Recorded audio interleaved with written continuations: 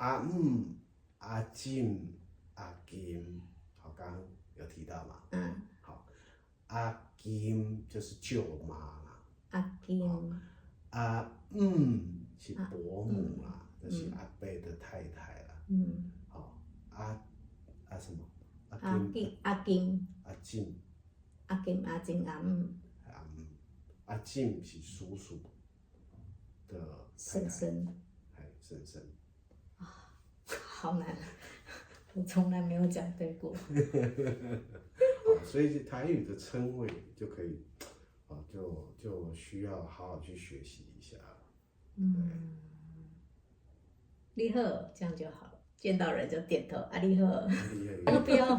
说到这个，以前我有一个大学城，一位台大的女生，国外回来，很爱骂脏话。不是，我就问她说，你会不会讲